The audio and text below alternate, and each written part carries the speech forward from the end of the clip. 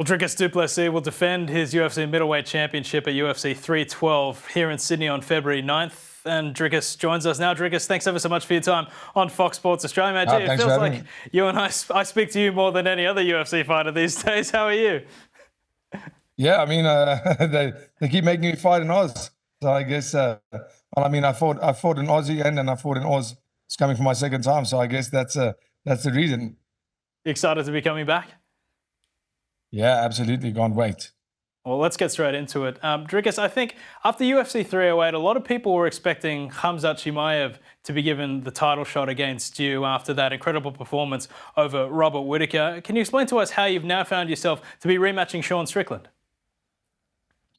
Yeah, I think most people wanted to see that Khamzat fight, myself included. I was 100% keen on the Strickland rematch the whole time. And I think everybody now goes and says, no, everybody wants a Khamzat fight, but those same fans were the ones that called for the Strickland rematch as well, up until Khamzat had the performance against Rob that he did. And I honestly felt that Strickland rematch was warranted. Great, let's do it. And then after that Khamzat fight, that was the fight that I wanted, and I think 90% of fans wanted. And the UFC promised Strickland to fight, so this time they delivered on the promise, and I don't have any problems doing the Strickland rematch. Of course, the Khamzat fight would have been a lot bigger, in my opinion, and more exciting. I haven't done it before, I haven't seen it before. He's unbeaten, but Strickland is an absolute beast in the octagon. So this fight's going to be a banger again, and I can't wait. So to be clear, you were never offered a fight against Khamzat? It was on the tables for sure, but we talked about it, but it wasn't from my side or from his side where the fight didn't happen. I think there was some issues with the UFC and Khamzat, I'm not sure, and timing. I think timing also played a big role, but there were conversations, and I said that's the fight I want, so let's do it, and they couldn't make it happen. So Strickland is the fight they did. Yeah, because you were really, really keen after that Abu Dhabi card. You were saying that you'd love to test yourself against the wrestling prowess of Khamzat. So I imagine there's part of you that's disappointed and part of you that's also really eager to have that fight sometime in the future. Yeah, absolutely. I think rumor has it that Khamzat will be in attendance for the fight against Strickland now on the 8th of February. Don't know how true that is, but if that's the case, I guess that's going to be the next fight. I'm going to beat Sean Strickland, and then Khamzat will be next. Well, let's switch focus to Sean Strickland because it was a very close split decision victory in Canada earlier this year, and there has been a lot of criticism over that decision. Dricus, what do you need to do this time around against Sean to take it out of the judges' hands? Yeah, I could just start earlier. Start the fight earlier, start the onslaught earlier. I could see him staring down. I could see him backing down. I could see him, breaking little by little in the beginning of the 4th round. And for the first 2 rounds, it was a feel-out process. We don't need to feel each other out anymore. Go out there and fight the way I fight. Sean Strickland, take nothing away from him, man, is an incredibly tough fighter. And he takes shots that I've put many, many people down with.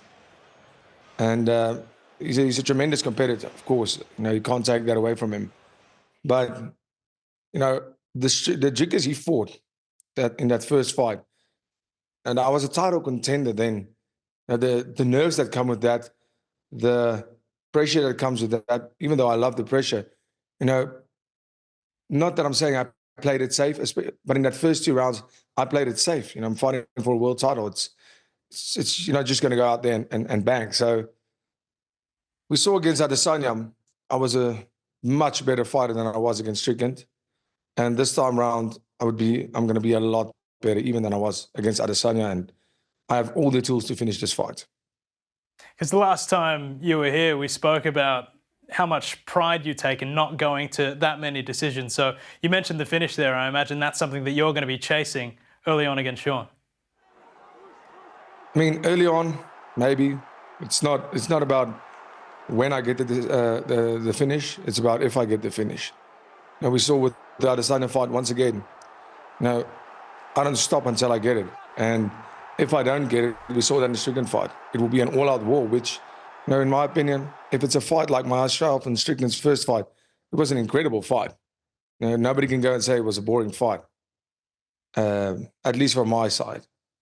But hopefully this time it's not a jab cheap competition, and like he says to death, he actually walks forward and tries to fight and not, hide behind his shoulder. Well, it's good that you mentioned that, because we just saw your finish of Israel Adesanya, but you did bring up, Sean's fight style. I did want to ask you what you thought of his fight against Paulo Costa in his most recent outing. Yeah, Paulo Costa in Sean's last fight, nothing's changed. And that's he looked boring like every other fight. Walking forward, jabbing, cheaping. It wasn't an exciting fight. And then you look at the Sean fight, people go like, did you see that last 30 seconds? If I said 30 seconds, it's a 5-rounder. And Sean goes, no, it was a bad performance from his side. It wasn't a bad performance. It was the most normal performance for him ever. If in our fight, I remember there was a stage in the fight where I was walking forward, but he just kept moving away and moving away. And I thought to myself, I'm going to stand here. Maybe he gets the confidence to walk forward and then we can, punch it out. And he just dropped his hands a little and said, cool. He has no problem with the crowd booing his fighting style. He has no problem with that. Unfortunately for me, I don't have that in me. I'm there to entertain. I'm there to give the fans a show. And I'm not there just to win fights. That is only 50% of our job, is to win that fight. The other 15% is going out there and giving a show like I always do. With Sean, like I said, his fighting style is very, very effective in avoiding damage and winning by decision. The man has 8 split decision victories. That in itself has to tell you why, or split decision fights in the UFC. That in itself has to tell you, listen, the man's not going out there to finish fights or to entertain.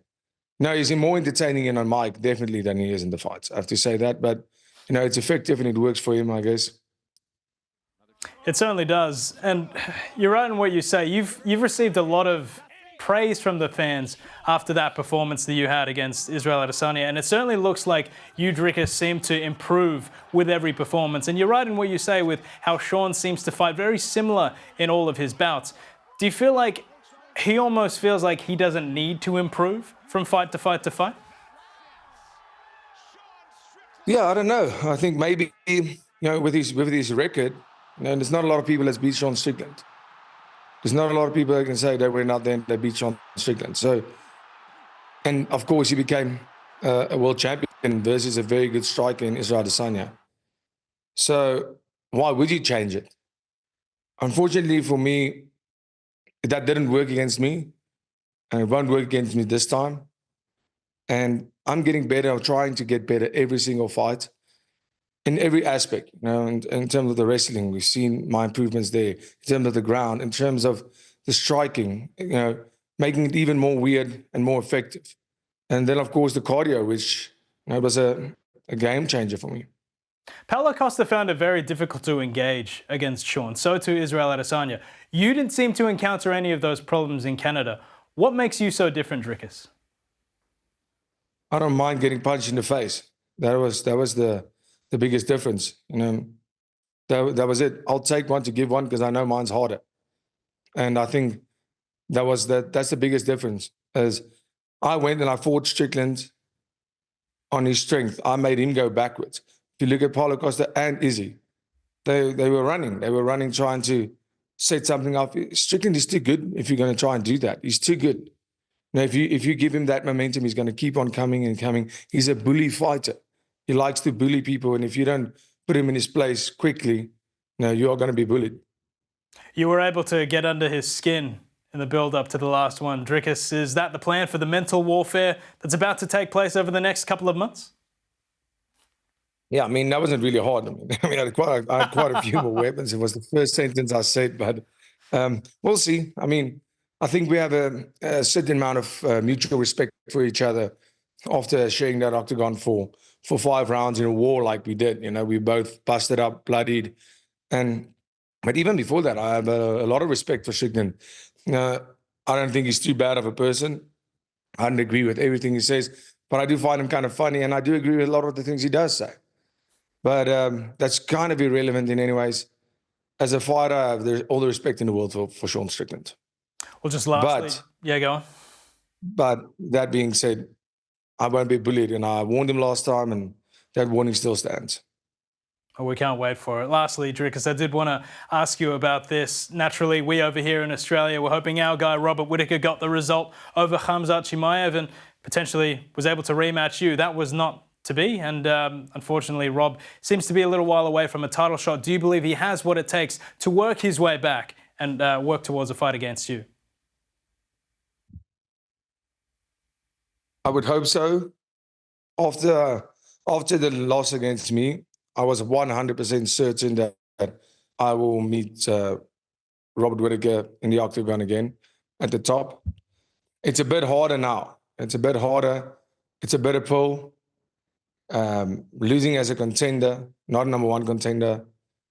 Oh, it was a number one contender fight, actually. You know, I love Rob. I think he's one of the best fighters in the world, one of the best people in the world. And I would love to see him at the top again, to be honest. I would love to see that. It's going to be hard work. I have to tell you that. You know,